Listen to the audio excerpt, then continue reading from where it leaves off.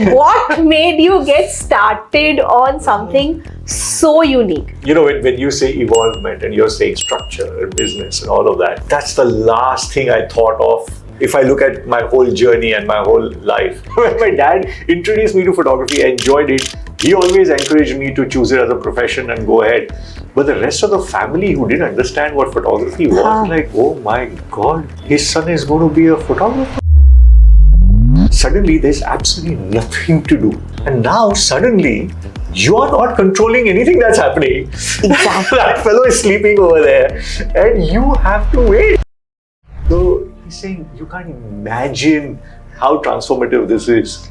You know, just to experience. Yeah. Boss.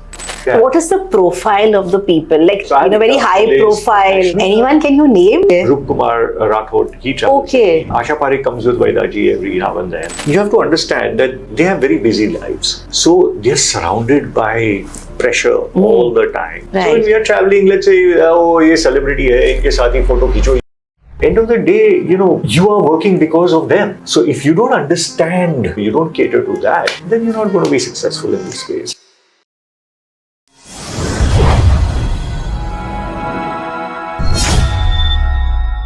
Hi, welcome to another edition of the E-volvement podcast.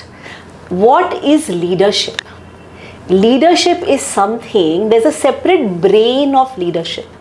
It's your leadership quotient, and it does not grow in isolation. It grows one by one, percentage by percentage, when you actually seek out the company of other leaders. People who have done something great in their own lives, people who have created passions and hobbies into a successful career.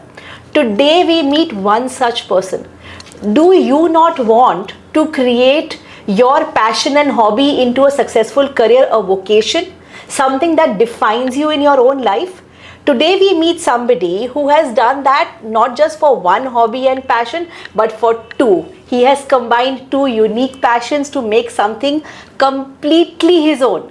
And today we meet Himanshuu Sheth. Hi Himanshuu. Hi, Vin. Hi. Welcome to the E-volvement podcast. Thank you for having me here. Thank you so much. Really. You know, you are exactly ideal for what we want in the E-volvement podcast. Right. We want people who have actually taken something unique, right, you know, and they have created something which is so them. And you have curated photography and travel into a different kind of a hobby. Yes. Guys, Himanshuu is the curator of the Photosafaaris. And I think from 2009 you have been doing this? Yes. What made you get started on something so unique? You know, when you say evolvement and you're saying structure and business and all of that, that's the last thing I thought of or think of even today. If I look at my whole journey and my whole life, it's literally living from what I enjoy doing. And I think that gift was given to me by my dad. He was instrumental in allowing us that freedom where, you know, when we were growing up, every child had a very distinct way of approaching life. Parents dictated, you become an engineer, doctor, whatever, you know, it was set fields. Exactly. Correct? Yeah. There was not that much free will to do whatever you choose to do. Right. So in that space, I consider myself immensely blessed. Because he was a free spirit, he was a creative person, and he probably understood the value of allowing your child to do as they please, you know, in the sense that follow what their heart desires. That's so unique. Very. That's why I say I consider myself immensely blessed. No, I can think of parents nowadays allowing children that freedom to grow. I see that now so much more. Yeah. It's still not completely there, but much so more. Much more. Yeah, so you much. have children who are doing, you know, dance and who are doing, or influencers. Yes. Earlier, this was taboo. Completely. Photography, I mean, when my dad introduced me to photography, I enjoyed it. He always encouraged me to choose it as a profession and go ahead. But the rest of the family who didn't understand what photography was, like, oh my God, his son is going to be a photographer. Right. He'll take photos at weddings and functions. I was just going to say that. In those days, wedding photographers, today even wedding photography is huge. It's huge. It's a massive business. in those days, wedding photographers literally broke bread at home. I mean, it was literally existential kind of a profession. Exactly, yeah. So we did face all of that, but fortunately my dad knew the potential of commercial photography and all of that, and he saw that my bent was in that direction. After I finished my studies, and I used to do a lot of odd jobs, you know, and I made a little extra money. I got a scholarship, so all that. So, and then I had a little bit of money. So I was just chatting with my dad, and I said that, you know, I've got this, and I was literally walking through one of the malls over there, and there was a travel ticketing counter or an office there, and they used to always keep these tickets, you know, to various parts of the world written over there. Right. And I don't know, I was just walking past at the end of after I finished my studies, and I saw world ticket. Okay. And I was like, it was some $900 or something. So I got curious. I went inside and I asked, what is that? So he's saying that this is a ticket which is valid for 1 year. You get 7 international stops.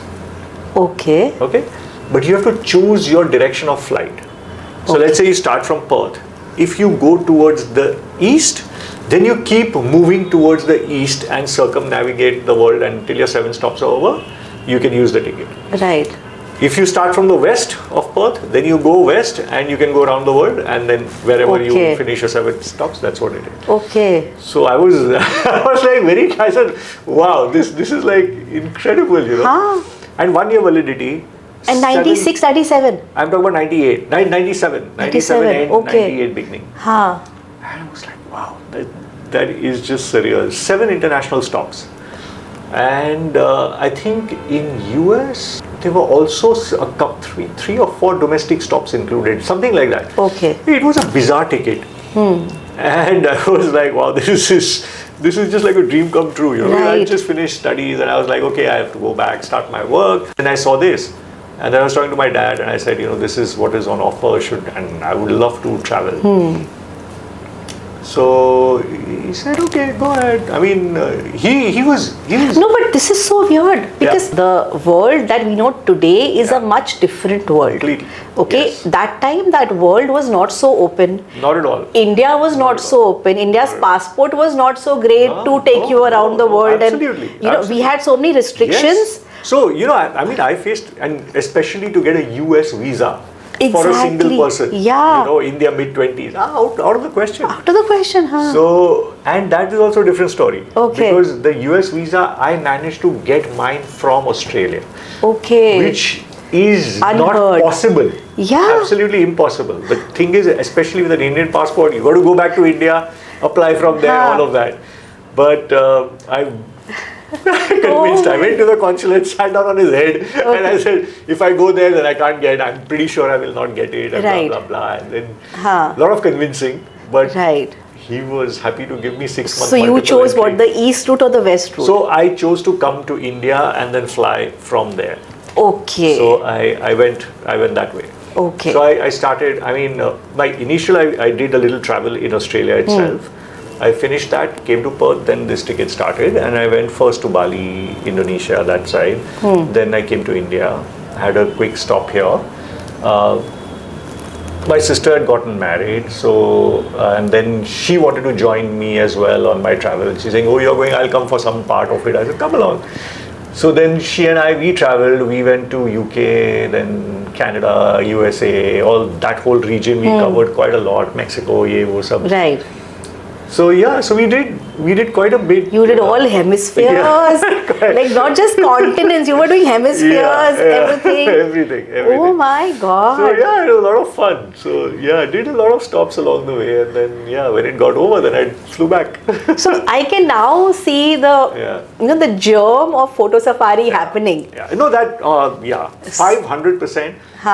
That trip was the trip that instigated this thought process.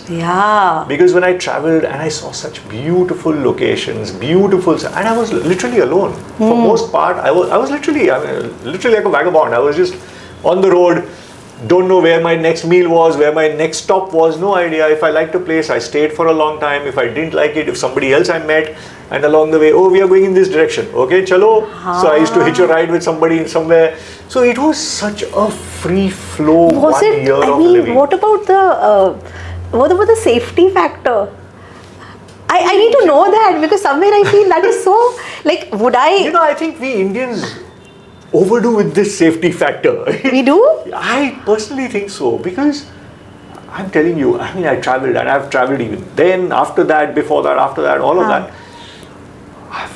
You just got to be a little sensible, you got to be smart, you don't do stupid things. I don't think there's any issue at all in terms of safety. So, yeah, I mean, I don't know, I have not, touch wood, till date, I have not encountered a single incident which I would say was not a safe kind of a situation. Oh shit, I had a near, I mean, different experience of travel related, but not in terms of safety. Yeah, challenges, yes, but not safety. Yeah. So that, fortunately, I think, you're from India, you're from Bombay, you are already street smart. So, you know how to survive, you know what to avoid. When you know that this is looking trouble, avoid it. Why would you go in there? If you use that much common sense, you're good. But that was, so what was your father's profession that he could allow you all to do something like that? He was a creative director for the longest time. So he was into advertising. So therefore, he was exposed to the advertising world, and he understood the genre of photography which most people didn't. Because in those days, Gin Chunke, I think there must have been about 4 or 5, or maybe 2 or 3 more or less, professional photographers in Bombay City. Right. So, so the world was that small. The photography world was really, really that small. Right. So, and he had the exposure because he was shooting with most of these photographers on a regular basis, doing ad campaigns, doing shoots, all of that. So, and he introduced me to so many of them, and I've been, again, very blessed to have assisted some of them, and my learning, a lot of my learning I owe to them. I mean, the amount I've learned from these old timers, I mean, they were brilliant technically. In fact, I think they were far superior to people today. We don't understand the science behind it as much as they did, and they needed to. Today technology takes over, and exactly my point. Yeah. But if you do know it, it definitely gives you an edge, and I consider myself very fortunate because I have that edge in today's space. So so I think so it's been an interesting journey. I mean, I can't. No, and I just love it that the learning never stops. The learning never ever stops. Yeah, never. The minute you have that, nahi pata hai, I know, that's the in it, you're done. It's like it's over. It's over. You can play in a safe zone. You will have a formula. You will work with a formula. Beautiful. You'll be successful. I mean, if success is money, yes, you may be successful. But if success is experiences, knowledge, growth, evolvement, all of that, then I think you lock yourself the moment you become comfortable. Let's talk about Photosafaaris now. Yeah, sure. So when you started Photosafari, this word Photosafari, where does it really come from? A very old word. I mean, photography everybody knows. Photos everybody knows. Safaris, the moment you put safari to it, it kind of gives you an association with wildlife. Straight away. So, and people have been going on wildlife safaris for the longest time. Right. So, when I started conducting my photography tours, I think the initial ones I did were wildlife, because I realized that wildlife people enjoy a lot. So, and people are happy to go on a wildlife photography tour. Correct. More than if I tell them, let's go for a landscape photography tour or a cultural or a historical one. Right. So, those are also gaining popularity now, but earlier, no. So, and I'm talking specific to India. So, it was the moment you said wildlife, you would still get takers. And I think that was probably, I mean, I'm not a planner. I don't plan. I literally feel and I go. So, but if I have to look back and analyze it, I think that is probably how it kind of fitted in together. So, what was the first photo safari like, and how did you come up with the location, and how did you? I also want to ask you, how did you get clients, and that is the entire concept. That's the most difficult thing. Yeah. What was the first one like? So, if I have to start my journey, I'll again go back to that year when I was doing my backpacking and all of that. And when I was at all these locations, and it used to be magical. Sometimes there's such beautiful places, the moon rising or the sun is setting. I was just left in awe of what our planet Earth is all about. It is so beautiful. And there's just so much to see and experience. So, and as I kept traveling, I was trying to think that it's all beautiful, but if you have to survive, how do you survive with this? How do you monetize? I could not visualize how to monetize something like that. And I was toying with that thought when I was in the US. I don't know where I was. I think I was traveling through Texas and that whole region. And I stumbled upon a magazine, and those days I used to pick up a lot of magazines, photography magazines, as I used to travel. So in one of them, I saw a kind of a descriptor, like a half-page, kind of an ad, but I don't know whether it was an ad, but some sort of a half-pager about somebody doing photography tours. Okay. So the moment I saw photo tours, I was like, I took a pause and I started looking at it, and I read the whole thing, and it sounded very interesting. It's literally what I was thinking of, but I couldn't find a structure to it. And the structure was in front of me, because what this person was doing was going to various places, but that was very US centric at that time, whatever I saw. And he had announced this trip. I'm conducting this trip to so and so place, and this is the photography that we are going to do, and that was it. And the information was given, cost was given, phone number was given, call, sign up.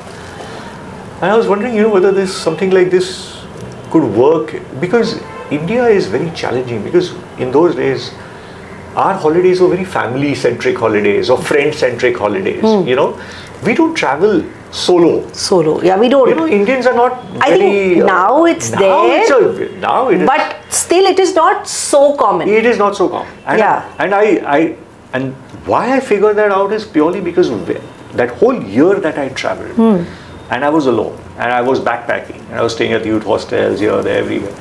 And everywhere I was the only Indian.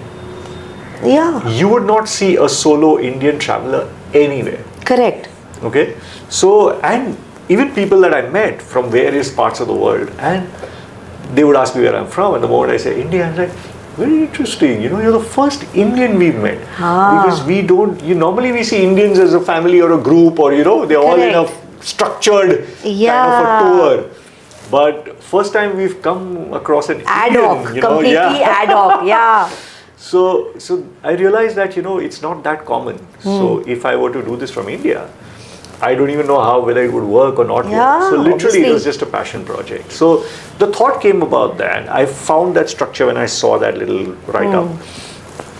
I think but then I came back once everything got done. I came to India, I started my commercial work, and then I got busy with all of that, and then obviously this just took a back seat. It was not forgotten, but it was like, okay, I don't know when and how, or whether it ever happened. The seed was already planted. It was planted. So it was at the back of my mind, but I had no idea how to get there. Yeah. And like I said, I'm not a structured person. I don't understand business or how to formulate a business or put a business plan together. None of that. So I've literally lived through my life through experiences.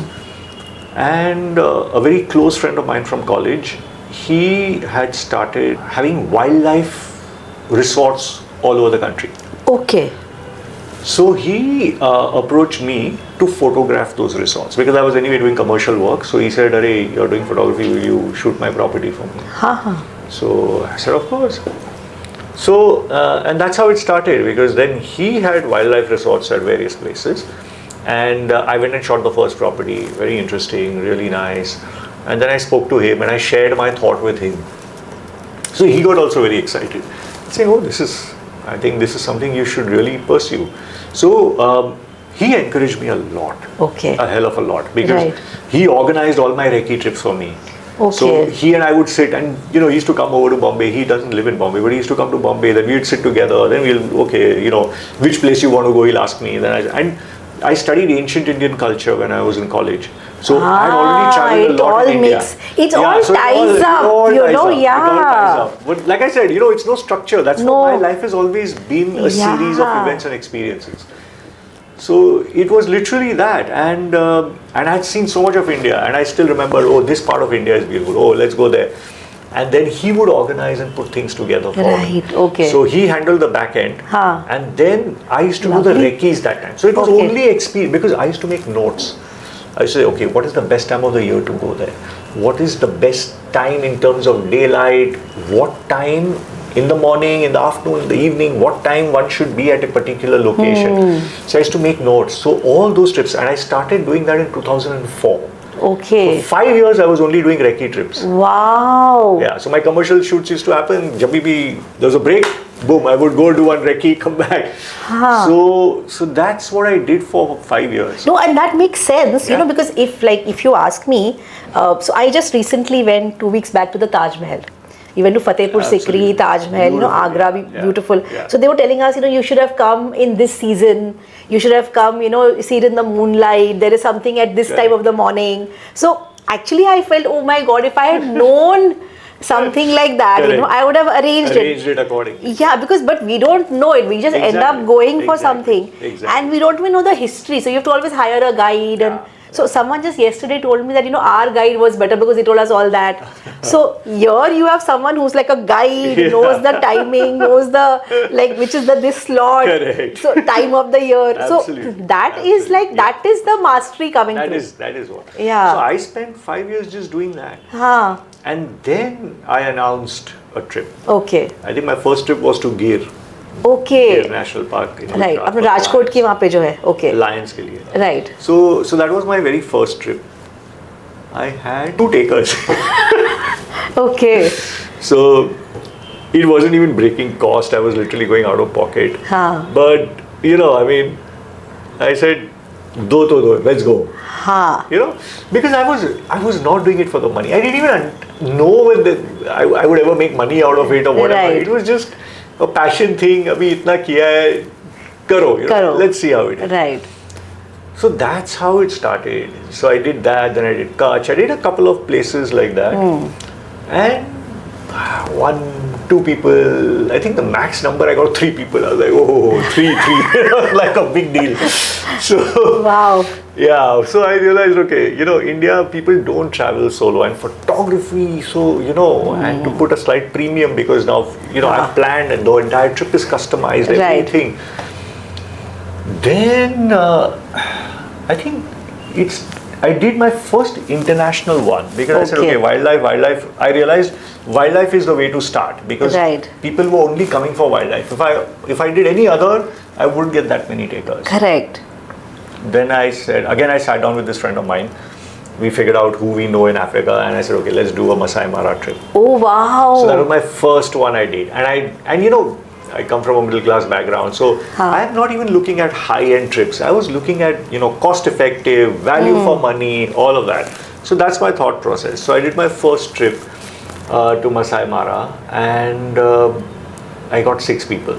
Signed up for it. Okay. So that was like a big number. 6 people. I mean, 6. One and 2. And also international, you know. So yeah. So this was which year now? That was in 2011. Okay. 11, yeah, around 11, I think. 11 or 12, yeah. Okay. So that was my and I chose off peak. Okay. You know, because then it becomes cost effective. Right. It's not very expensive. So yeah, so I did that. Would have been very hot because Masai Mara off? No, it's not, fortunately, because it's at an altitude. Okay. So it's like a hill station feel. I always thought it was very hot there. It's not. Okay. It's very pleasant throughout the year. Nice. So it was beautiful. So that was my first trip with 6 people and international, and that went off really well. That was a good leg in to just experience how the international circuit went. Following year, I did a similar trip to Tanzania. So Serengeti, that side, and that was also again, I think 1, 2, 3, 5, again 6 people I managed to get for that. So it was 6 twice. And those experiences, everybody, you know, used to tell me, you have to come during the main season, and you have to do it that. But my middle class mindset would just look at the price because the price was straight double. Obviously. Straight. Yeah. This was Peak $1,000. season. That was $2,500. It was literally double and more. So I'm like, yeah, this I can't fill. How am I ever going to fill such a high-end one? So, but then I think in 2013 I just said, "Chal, let's try."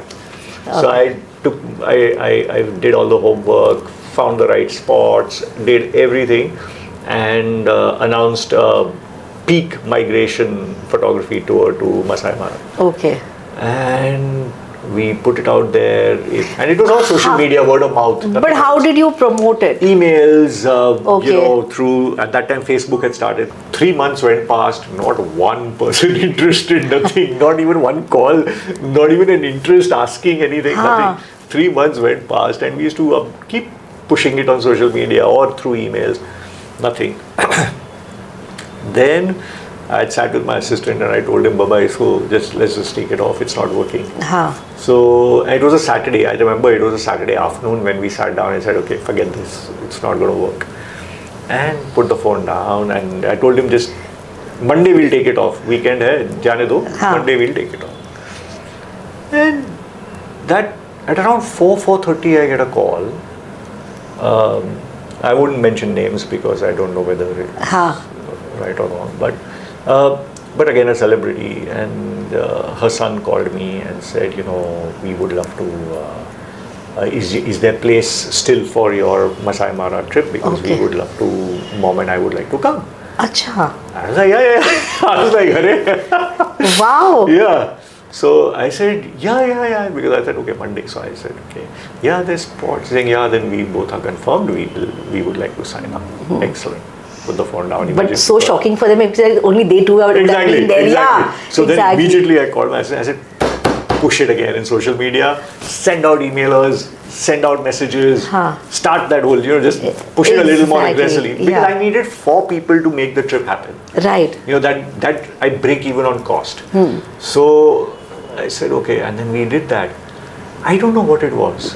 It was one of those things, it's meant to be. Now I don't know how to. It has to happen. Yeah, it's just one of those things. Yeah. Because imagine, afternoon I'm telling, Khatam, it's not going to work, over. 4 o'clock I get the first call.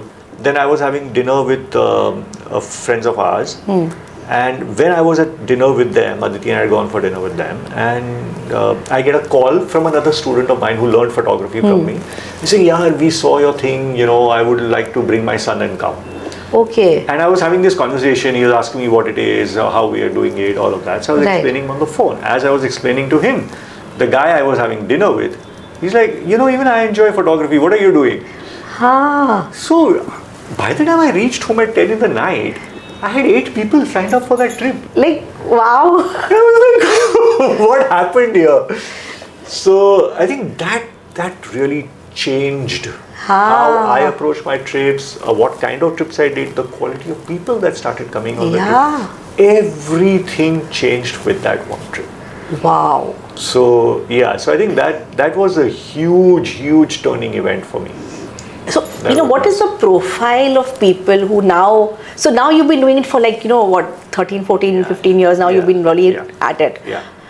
The profile of people who come for these trips. So, like I said, when I started, I was targeting budget, I was targeting economy and all of that.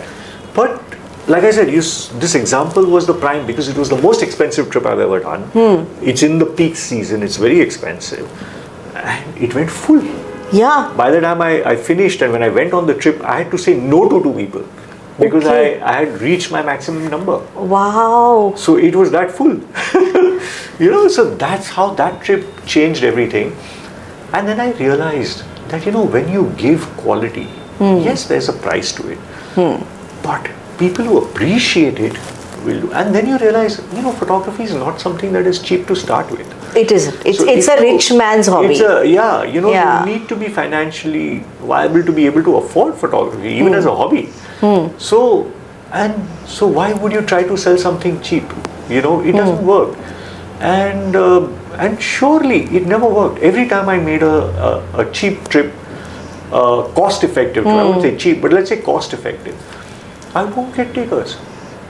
But if I make a proper, well organized, high end trip, itself. That is what people tell me. So, I tell you what, I did something. This is really weird. Yeah.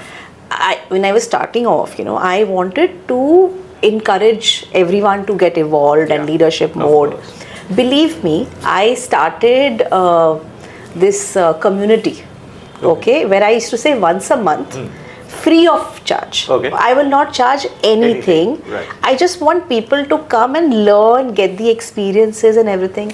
Himanshuu, guess what? No takers. No takers, no? No takers, absolutely free में चल रहा है, okay? I even then someone just said at least charge 100 because तेरा cost भी निकलना चाहिए. So I said 100 में कितना cost आ जाएगा? I said free देती हो.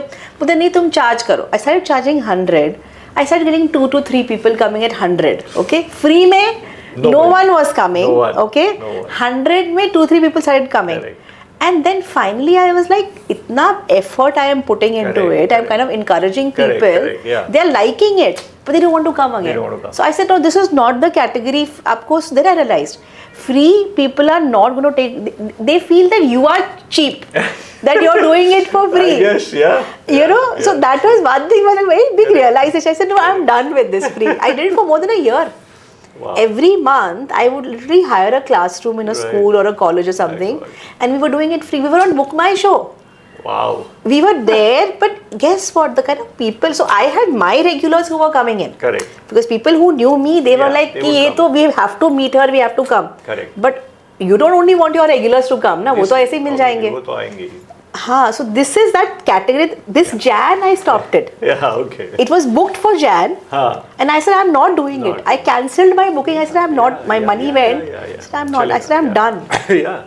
This is how you start realizing. No, absolutely. So that's what I'm saying. So it's all about experiences. Yeah. Your life teaches you. Right. And it was literally pushing me in this direction. I'm going there, but it's like, no, you have to go there. It was literally, and I love to go with the flow. I don't push and I don't question beyond a point. I literally follow my heart and I go with the flow. And that's what I've done, and that's what I've been doing. So, and it's slowly grown. People have traveled with me. They've become so comfortable.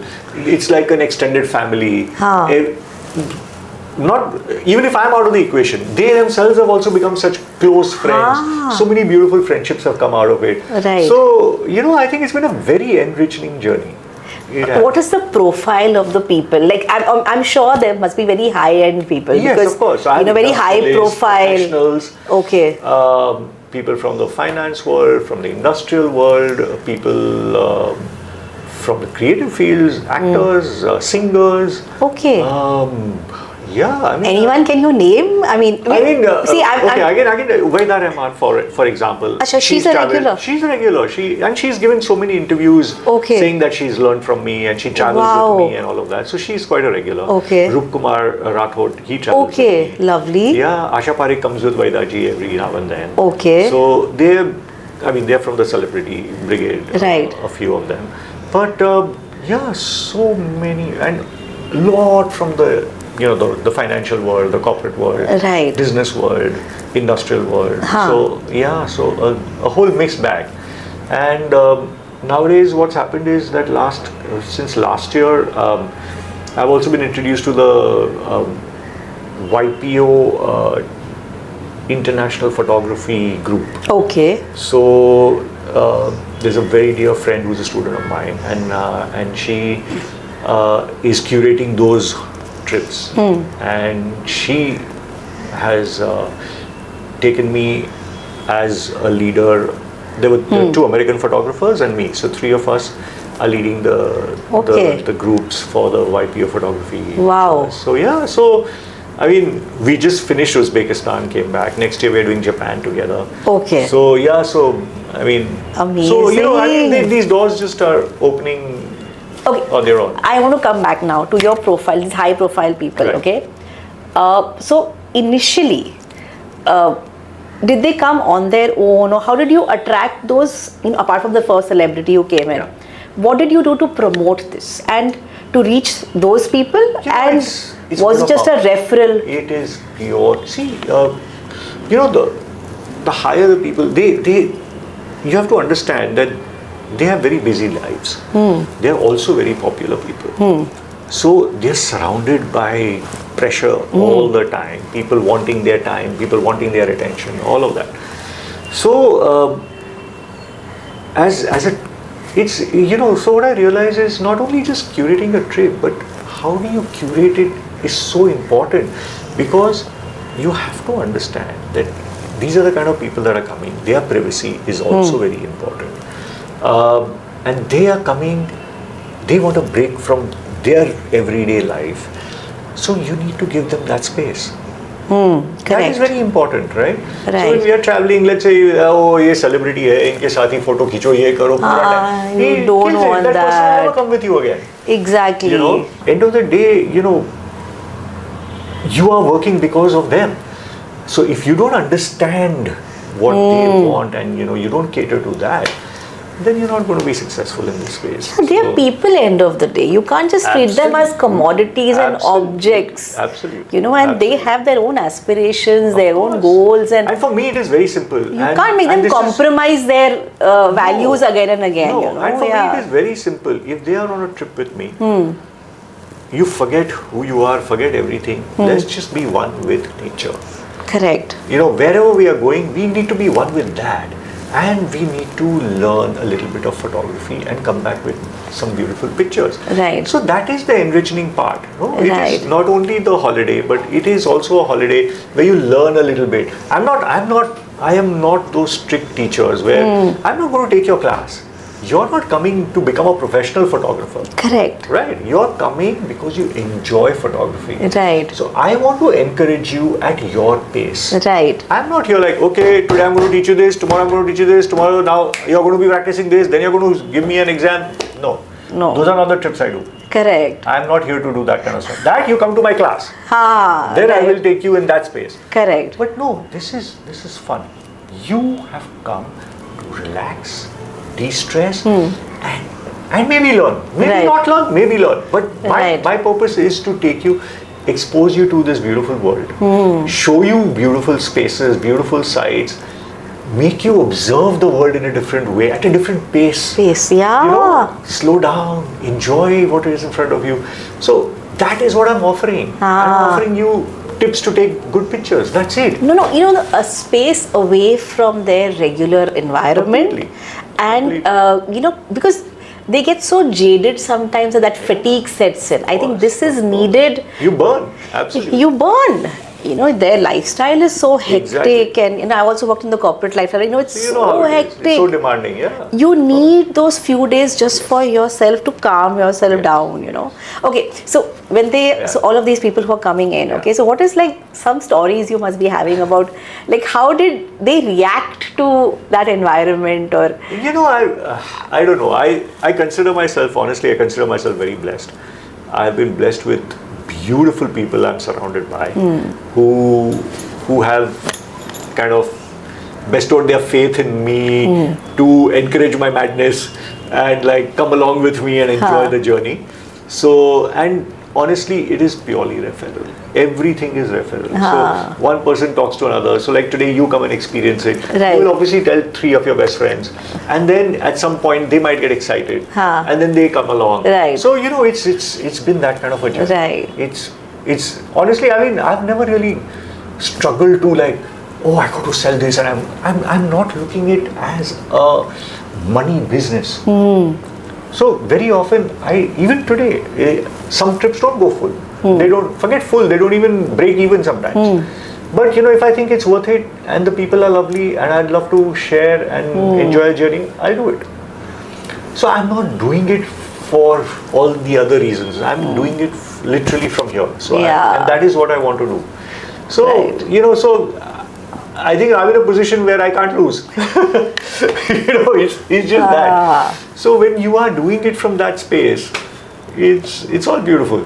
What is the change that people found in themselves? Like, I want to know from the perspective of the people who joined you on the trips.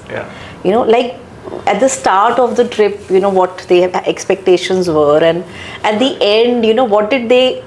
I'm sure there was a transformation. Somewhere I would love to hope that there is a transformation. But I've always, I do ask feedback every now and then, and you get all sorts of feedback. But I'd say 99% of the time I've only got great feedback. So I have, again, nothing to worry on those fronts. But I think Any particular it's beautiful. story? Yeah, so it's, what is beautiful to see is that they do experience. See, first of all, for us, and when I say us, I'm even speaking specifically Indian for that matter, it's a huge thing to go alone, even in a group, as a solo person. Yes, and you don't know who the other people are in the group. Correct. You know, so, and the higher you are, the more difficult it is. Yes. So I think it's a huge win for them to take that first step. Just to have that confidence and that faith, because they know me, they feel comfortable with me.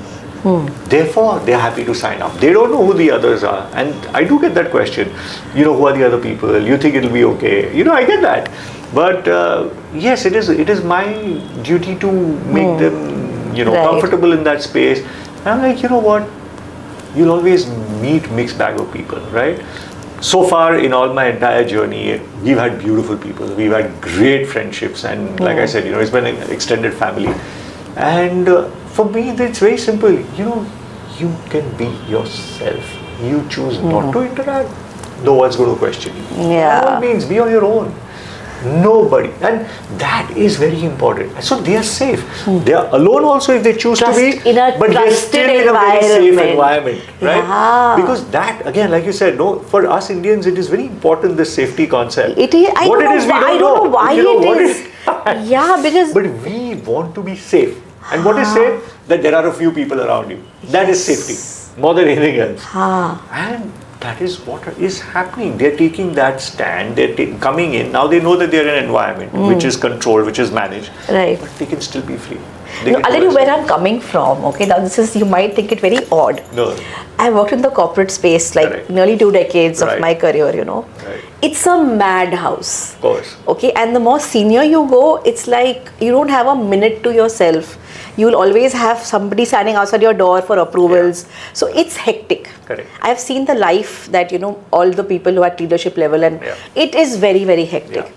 Now you are taking this person, okay, from a hectic lifestyle and saying, okay, now we are just going to observe, okay, like अभी जो काम करना है वो lion करेगा, rhino करेगा, आपको नहीं करना है, आपको देखना है, आपको देखना है, okay. So when you do something like that, this is where because I have seen my bosses, okay, and they are so hectic that they are literally, you know, and for me to imagine such a person sitting and just sitting there, okay, and I'm sure they must be itching कि कुछ तो करे, because so I can tell you. So like, there was this one couple who came with me. I will not mention names again. Don't mention names, but I'll tell you the incident. Okay. And very high profile. Okay. You know, they make decisions for the country, and you know that level. So very, very high profile. And they were with me, husband, wife were there, and of course my whole group. I think we were a total of some 13, 14 of us on that trip. Right. And they were also part of it. So imagine, you know, they're seniors, and they chose to come, and they had a lovely time, all of it. And this again in Masai Mara, one of the Masai Mara trips. Right. And I rotate myself. So if there are 3 vehicles, one day I'm in this vehicle, one day I'm in that. So like that I rotate myself. So then I happen to be in their vehicle where they were. Gentleman's wife comes to me and said, "This is the best trip of our life." And I'm like, I'm so glad. I want to know why. So yeah, so like, I'm just so happy to hear that. But why do you say that? It's like, look at him. You know, he's so used to. I mean, every minute has to be moving. Every minute, every second is accounted for. Yeah. And here, suddenly, there's absolutely nothing to do. Correct. We were, and at that time when we were having this conversation, there was a lion in front of us. He was lazing, and we were all sitting and waiting for him to, you know, do something so we can get some shots. And we were all at the mercy of that lion. Okay. So, and we were just sitting, waiting, being patient, looking around, enjoying the nature. And she's like, this is such a big deal, you know. And for me, you know, this is just natural way of existence. So I can't even imagine what she was talking about till she explained it. It's like, every second, every minute. So, there's always action. The life is full of action. And now, suddenly, you are not controlling anything that's happening. Exactly. That fellow is sleeping over there. And you have to wait for when that guy gets up then and the does line something. will get up, Exactly. he'll look at you, one eyebrow here, and you're like, that's what you're waiting for. That's what you're waiting for. Yeah. So, he's saying, you can't imagine how transformative this is. Just to experience. Yeah. Boss, nothing in life is important. Yeah. Yes, you're making important decisions, but can you see? Doesn't matter. In the larger picture, nothing matters. No, but this is so needed because somewhere, when so I have a lot of people, at leadership level who come to me and believe me, they are not used to the silence. Absolutely. Of course. They're just not used to it. No, not at all. And so I take them through certain meditative procedures also because you have to calm your mind down. Yes. You have to figure out. Literally, like normally 10 minutes they can't close their eyes. Okay? And when I'm taking them through a particular session, so we are having that whatever, and I guide them through it. Correct. 1 hour goes by. Wow. Okay, 1 hour, and I'm talking to them, their eyes are closed, they're meditating, but their eyes are closed, they're talking to me. After an hour, and we're like, okay, so I said, I get them out of it. And they said, why so early? I said, it's been an hour. Really? Really? So that is because they've never really given themselves that space. But this is what I tell them. I said, if you don't give yourself space to shut down, to slow down, your pace, every action is an equal and opposite reaction. Correct. Your actual performance will start deteriorating. Correct. So I think somewhere your Photosafaris are very meditative. It is because photography. Forget Photosafari. The trip can be pretty hectic. But the thing is that when you are behind a camera, you are forced to see. You're forced to see things differently. And I'm giving instructions sometimes. Set this, do this setting, do that setting, get this effect. Look at the sunset. What do you do? Look at so all of that. So that is happening. So. There's automatically there's a slowing down. And when you're behind the lens, at least for me, on a personal level, I enjoy doing like macro photography. I find that very meditative because then you are seeing a world which normally you will not see with your naked eye. What is macro photography? So macro photography is when you go really, really close into things. Okay. So start seeing textures, like you go very, very close into the flower and you start seeing the pollen and the seeds. So you go really, really deep inside everything. So like for example, what can you say? If you pick up even like this paper here, and, just this. So if I go really close, you'll see the texture, the fiber of the paper, and that's a different world altogether. Which with your naked eye you can't see, but when you go and delve, it's such a beautiful world. I love doing that. So every time if I want to just kind of zone out, I can put a macro lens and I can get lost for hours. I can really get lost for hours. Lovely. So so that is the power of photography. It does slow you down. It does make you see things differently. So the moment you see things from a different perspective, even in a regular life, if every day you're walking this way, but one day, let's go from this way and then go. Who knows? Who knows? Yeah. So, and that is all that I'm doing. This was told, I think this was, who is that celebrity coach for people? Deepak, who's Chopra. Deepak Chopra. This was one thing where he had once come on Oprah. Okay. And many years earlier, I remember he had said that how can you actually reduce the signs of dementia and Parkinson's and stuff like that. He says because every day have something to look forward to. Correct. Every day, if you're wearing your socks left first and right second, change it. So one day you make it right first, left second. Keep alternating, keep changing the way you look at things. And I found that to make so much sense. It's true though. It's true though. I mean, I've never heard this before, what you're saying, but this is what I keep doing because, I get bored very easily. So if I follow a pattern, I think I'll kill myself. Right. So I have to constantly look at the same thing in a different way. Correct. And this I've been doing since childhood. So I actually started following him after I heard so that. Beautiful. You Yeah. know, if I'm like brushing my teeth, you have certain way of brushing your Correct. teeth. Correct. One day I'll alternate that. Let me do this first, then that second. So I change my hands. Oh, That's what I do. So every Okay. now and then, like I'll do with my right hand. I'm a righty naturally. Huh. But then few days I'll go with my left. So I do. This Yeah. is what I do. so this is by default happening to you, and this so is every what. day I'm going to office like this. Okay. Okay, today I'm going to take this road. Right. For no rhyme or reason. Correct. Just रोज जाते हैं. भी यहाँ से चलो. And this is like 80s की बात बोल रही हो. That is when he had actually come up with that whole wow, thing. really? Yeah. Oh, This that's is beautiful. Oprah was like really famous that point of time. correct. I remember listening to him, and he said, that because Amazing. he says the brain cells, if you keep doing the same thing, Correct. it doesn't feel like an activity. It becomes subconscious routine, mind. and then It's you're- routine, then and doesn't have then to think anymore. those brain cells will die off. He says you don't want the brain cells to die, so keep doing something new. Interesting. And always have something to look forward to. Thank God, then we're doing something right. You're doing by something default. good. And I'll tell you something which is really interesting. Yeah. So I have never come on a trip with you. Yeah. And I know you now for the Yeah. last 23 Well, years yes, now. Okay. Yes. And you actually started putting me on your, Yes. the distribution list of broadcast list of all your programs. Correct. I know I have not joined you, and I want to. I will be joining yeah, you. I'm sure. That is why I look forward to your your mails and your messages. But whenever you're planning a trip, for me it's like that excitement. Okay, Himanshuu is going there. Actually I am living my life through you. And I'm like, okay, Himanshuu is going here. Okay, he's going to Tanzania. Okay, he's going, to Uzbekistan. And I just, and I sometimes start laughing. I was like, Breen, when are you going to go? Like, start your life. Correct. But somehow things are, the way they are. I know. The one trip which I really wanted to go for you, with you, was literally Alaska. No, Alaska, nahi, Antarctica.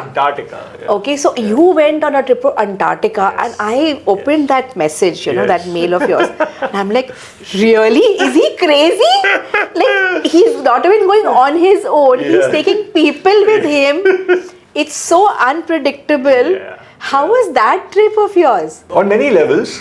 One, I have fear of water. And fear of rough waters is easy. And you take people to Antarctica. And I'm taking people to Antarctica. Okay. So that itself was, I think, at the back of my head, one of my biggest fears. And you're going to face them at some point. So and Antarctica is a place I've always dreamt of visiting. Yeah. But to visit it, you have to face the rough waters. There's no choice. And the cold. Cold is still okay. Yeah. No, but I can't take the cold also. Cold is bitter and severe. Yeah. No, but again, it just, so Antarctica was a trip that just, I think, just happened. There was a friend of mine, he reached out to me. He said that there are 2 American photographers who are taking a group to Antarctica. And would you like to be a part of that? And you can take some of your people, and you can lead the group, the trip with them. Like, sounds very interesting. I don't mind. And sure enough, we got on a call, we had a chat, and it all looked good. And they said, yeah, you can bring at least 4 or 5 people, it'll be amazing. I spread the word amongst all my regular friends who travel with me. And we managed to get 5-6 of us who are ready to go.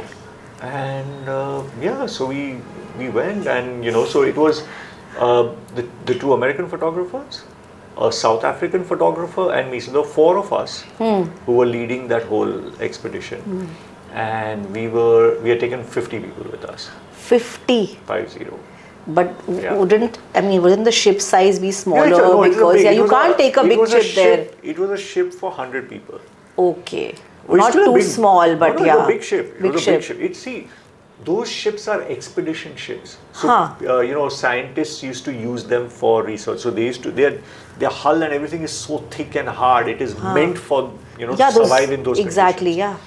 And those conditions are seriously rough. So you have to be very careful. So anyway, so we jumped onto it, and I went on, and it was a 24 day trip. And we were doing everything. We were doing Falkland Island, Georgia, Antarctica, and back. And we started out, and the first 2 days were beautiful. I'm like, what's the big deal? Beautiful, calm ocean, bright blue skies, blue water, whales are jumping, birds are following us. I'm like, dude, this is it. Yeah, what was I worried about?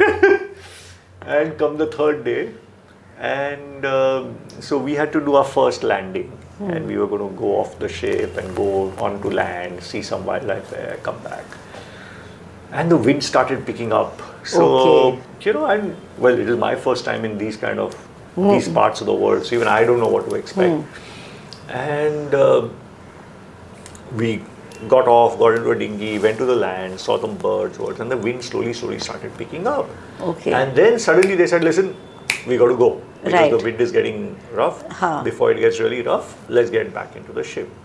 Sure enough, and we were on this little island which had a bit of a hill, and we were on top of the hill photographing birds, and you could see the way the waves were like, they were gentle, but they were getting bigger. But now getting bigger, getting rough. And you could see the wind on that. It was beautiful, but still you don't feel anything till we got back in the dinghy, and when we were going back to the ship, as we were going back, and because I'm part of the leader, so we went last. We had to ensure everybody else is gone, and then we went. And by the time we got in to go, the water had started getting pretty rough. Choppier, I guess. And I'm in a dinghy. Forget the ship. I'm in a dinghy. Right. So and fear of water. And fear of water. And we reached the ship. By then, it had become so rough, the dinghy could not reach the ship. It used to come near the ship, and a wave used to push it away. And oh my God. Oh my God. I think that point, that moment, your realization, I think I was like, this is it. It's over. Anyways, with great difficulty, we managed to kind of somehow get onto the ship. And then it's a big ship, and the whole ship was shaking, Yeah. And that's when, and then the captain announced that, okay, there's a storm approaching, so we got to be careful, blah, blah, blah. That was it. Next 5 days, we were in a storm. So the ship is going boom, boom, boom, boom. Oh, and you're thinking, I've got people with me. Believe me, you forget everything because it's over. It's over, yeah. You think it's done. But the funny part is, you will first, it's all fear, and you're so scared, and you're saying your prayers, you're asking for forgiveness, okay, if I've done wrong, blah, blah. All those things go through your head. And with every move and every jerk, like, oh, it's going to go now, you'll break apart any minute. And you're going through that. And then, you realize, okay, this is not ending. It's not getting over. It's just not getting over. You're exhausted with your prayers. You're exhausted with everything else. And this ordeal is just not getting over. Yeah. And it lasts for 5 days. That is being in the moment. 5 days. Mindfulness is happening on its own. Nothing you're doing, yeah. I think that's the closest to death I must have come. Wow. It was. And well, that was not the end of it. That was the first 5. Then we got onto land and we saw, and it was beautiful. We did all of that. And then again some storms started coming in. Again we started trying to escape the storm. Again we got 3 storms on that trip. 23 days. 15 days of horrible weather. Wow. 15 days of just boom, boom, boom. Tossing. Are you ever going to go again to Antarctica? I would love to, but now I know how to do it differently. It's tough. So now they have a fly in, fly out option also. Of course, more expensive, but I would happily take that. So, correct. So that is what I would do. But yes, it is possible, and yes, I think I will go again. But yeah, those rough waters were really something. Okay, so if I'll tell you now, what is the one photo safari that you would love to organize now? Something that you've not done earlier. Oh, something that I've not done. What is on your bucket list? कि ये तो करना है, and something that, and how will you recce it? So so what has happened now? So earlier I used to do recce's. Now some places like in Antarctica, Arctic, if you're going to South America, a recce cost is astronomical. Exactly, you can't do it. So it's impossible to recce it. So, but again, like I say, my life is a series of blessings. Right. So what has happened is that when I used to go for smaller recce's here and there, I started getting people saying like, we would love to come on your recce. हाँ, recce के साथ भी, okay. So I said, see, recce is something I have not done it before. Right. So if something goes left, right, up, down, you have to understand that you have to bear with it. And a little more We are physically trying to challenging fix as it. well. Yeah, I mean, I still do all my homework and I ensure that it is as smooth as possible. But there may be a chance that something may work, something may not work. I may be seeing places which may not be that great photographically because it's recce. I'm also exploring. Right. So, that is what we would love to come for, So I get that a lot. So nowadays, my recce trips go full. Nice. They go more full than my main trip. I think people just love the challenges. Yeah. So, the challenge like of the unknown, what is going to happen. I don't know. See, you never know what works and what doesn't. I mean, this is such a free space. I genuinely didn't know what would work. And that's why I say it's just a series of blessings. So which is the one trip now that you really want to do? Something that you've not done? There's not one. There are so many. Achha? So many. I mean, the whole planet, you know how beautiful our planet is. But I'm doing one to Brazil, Pantanal. I was going to say Amazon rainforest. I've done one part of it. I've done it in Ecuador. Okay. So now I'm going to Brazil. There's a region called Pantanal. Okay. And they have jaguars there. And jaguars go and, hunt and in the water and stuff like that. Oh my God. So we are doing that in October. And I may combine it with another recce trip to a place called Bolivia. Bolivia has got this salt flat. Okay. And if you go at the right time, it is stunning landscape. Absolutely magical landscape. Wow. So I think those two I'm doing, again, I'm just definitely going to do them now. And then, yes, there are places, again, unfortunately, China, relations are not that great and whatever, but that's one country I would love to explore just for photography. Yeah. It has got so much variety. And it's beautiful. So that is another place I would love to explore. Mongolia is another place. Siberia and Kamchatka.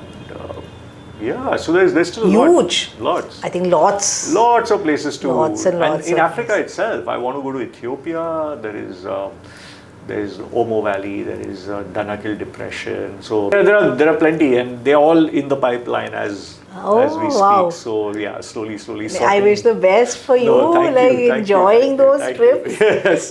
Amazing trips. No, it is. Yeah, it is so a blessing. If I had to ask you, business-wise, what was the biggest challenge to do all this? To change your focus from your regular photography into this? That has been one of the most difficult things to do. The reason that is difficult to do is because I know I have a lot more to still give in that genre as well, even in the commercial space. So when I'm doing jewelry, when I'm doing food photography. So what I do is I do my shoots with a purpose. If it is serving a purpose commercially, when I'm doing them, then it's not like, like I'd say that, okay, I'm shooting a biscuit pack and, it's full of rubbish in it. So that is something I don't want to kind of contribute towards. I think now you've reached that level where you can take that choice. I started taking this choice when I had not reached that level. So, Achha. Yeah, because it's something, see, for me, you have to be able to live with yourself. That is the most important thing. Tonight, if I go back to sleep and if I'm going to be left with a heavy heart, there's no point. So that decision I made maybe over 10 years ago. Okay. So, so I consciously don't take up certain assignments, or I'll, quotes so astronomically that they'll only say, Baba, no. So, so whichever way. But yeah, those are conscious decisions that I've made. Not the smartest if you're looking at success and money equation, terrible decisions. But I'm not in it for the money. I'm not saying I don't want, but I want good quality wealth. If I'm earning, I want good quality wealth. I want good quality sleep. I want everything to be good. I don't want to take, I don't want to take little from you. Because business fayda hai, le lo, dekha jayega. No, I don't want to do that. I don't want to do something which is going to harm you. If it is enhancing or enriching your experience, your life, I'm happy. Providing value. Yeah. I'll tell you what I have done. I mean, you're saying you talk. Yeah. There's something which I have chosen to do. Right. Doesn't make good business sense. Yeah. Horrible business sense, by the way. So I'll tell you what, I had experimented where when I take on a client, Right. the client did not pay me directly. Okay. It was paid for by a family member. Okay, they said that, my so-and-so needs help or whatever, can you help, whatever. So I took somebody. And I realized that because the client did not pay me directly, the change that I would have expected to see in him was not there. Really? Yeah. No. Wow, that's interesting. Because they're not invested into it. So I'll tell you what happens now. Yeah. Now I get, when I meet with CEOs of companies, whatever, I do training programs for them and I design my own programs and as per the requirement. Right. So there's two things they tell me. Some of them just tell me, oh, do whatever you want to do. You give me a list of your programs. I said, I will not do that. You give me a list of what is your requirement. I will make a program for you. I don't believe in the checklist culture. But then they tell me, I would like you to one-on-one coach 3 people in the company. Wow. Okay, because they are heads, they need it. The MD is saying they need it, whatever. Correct. And I tell them, I said, the company is saying, I will pay for it. Right. I said, no, if the person will not pay some amount himself, I will not take them as a client. That's a conscious effort. Wow. Okay, so I said some part of it. Correct. You can reimburse them maybe 2/3 of the cost, but at least 1/3 they need to pay directly. Wow, interesting. Believe me, the clients don't come. Because the person themselves doesn't feel that they need anything. Feel they need it, yeah. So it doesn't make business sense. Yeah, that's true. It's like, but it is something to do with my own values. I said, if I'm not going to give you value, if there's not going to be a transformation, why will I charge you? So that was like my... No, it's important, no? Because see, end of the day, you have to live with yourself. Yeah, And exactly. You're right. I don't want to take your money just for the heck of it. I don't. And I don't want that to put my head in that person's position. Yeah. They're not even going to be open to change. Correct. Correct. So when they're ready, they come. Yeah, It's exactly. So that's what I believe in. So many times, sometimes the trip doesn't work, it doesn't sell, so I cancel the trip. Yeah. And like Aditi is like, oh shit, what? Aditi is your wife. I get people who don't know, So and I'm like, it is what it is. Yeah. Move on. You can't be stuck like, oh, this didn't happen, and you're going, the end of the world. No, not at all. Very. So you have to see. Sometimes it works, sometimes it doesn't. It's the way. It's how life is. So you just got to embrace it. To end this podcast, so obviously evolvement is something that we believe in, and that's my book, Evolvement. It talks about leadership and evolving. Yes. What was the one decision or that bold choice that you made, which is your evolvement moment? Wow. Like something that changed your perspective and it took you towards your own evolvement. I think what I said earlier, that trip which I did was the more peak season, the more expensive trip. And when that worked, correct. There was a shift in the way I started thinking and the way I started approaching life. Right. And I said, you don't have to think from this space all the time. Because I came from that space, I didn't know how to think this way. I only thought from here. So, and then that experience, I think, made a huge shift. Huge shift. I think that probably is. Otherwise, of course, there are, small increments and evolvement and learning on a daily basis. Correct. And every trip you go out on, how many ever times you go. So let's say I've been to Mara about 10, 15 times. I may have been somewhere else 5 times, 6 times. So people ask me, don't you get bored? You do the same thing again and again and again. Like every time it's different. It's different, yeah. Every time. Of course it's the same. Animals are the same. Or the monuments are the same. But lighting changes, the way people are walking around, it changes, the way you start seeing things changes. So every time it's a different experience, and that's what it's all about, I think something you said was like even valuing yourself more. Absolutely. Because when you're trying to give somebody a cheaper experience, but you're not valuing yourself, what you are, what you can provide, and they can get that cheap value anywhere. No, but I also realized that, this is not cheap value. Forget, I can do trips cheap, that's not an issue. And even in this, I mean, the trips that I do, I'm very cheap. Right. When I compare it to international counterparts, Exactly. doing No, the we are. same trip. Definitely. So let's say my trip is $5,000. The same trip is selling at $10,000 and $12,000. Yeah. You know, so I'm very cheap. So if you look at the world and what I'm putting out, similar if not better experiences, and I'm half or more than half the cost. Correct. So if I'm looking at it, so it's not that. It's all about shifting the thought processes, giving your clients the best Yes. that is possible. Right. You know, certain places it is not possible because facilities are not there. But that place itself is so beautiful that you want to go and you want to Right. experience it. Yes, you have to rough this out. Correct. So are you ready for it? Then only you can go on a trip like that. So you get that as well. So it's a mixed bag in many ways.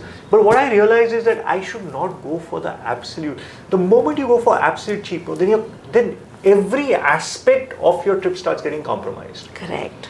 You know? Yeah. And then you end up with more headaches, more problems, rather than having a beautiful, smooth trip with beautiful experiences. And it's a marginally extra cost. And I think if you're choosing to do photography, you know, you've already made that choice. I definitely, you know, I just love to see all your trips, and I like to see, okay, this is where he's going. So I definitely will be joining you somewhere. Absolutely. Yeah, My that is pleasure. on that is my bucket list. So thank you so much, Himanshuu. It was such a lovely conversation, and So you're such a great person. Well, likewise. See. I've always enjoyed our conversations, always, and so guys, Himanshuu is, you know, has 2 daughters. He's, you know, his wife. He's ruled by women in his life. Completely. Even my travel companions are more women than men. So. So I can see, you know, and because you're all heart, you know, your daughter went off to college, and like I could see all the expressions, and your Instagram is like showing she's going to college, and I just love the person that you are, and I would have so much best wishes for you, Aditi, and your daughters, and thank you so much for coming. Thank you for having me. You know, it's been beautiful, and it's amazing to. I mean, I never really realize or even understand that, you know, my life is that interesting that, you know, someone would want to discuss so much about it. You were always on my list. Always. But no, thank you. But I love what all we've discussed, and I think the energy definitely is there, and I think somewhere that resonates. Yeah, I guess. You are what you are. You know, your vibe attracts your tribe. That's true. I completely agree with that. that. So amazing. I think that's important. That's amazing. Thank you so much. Thank you guys. Thank you.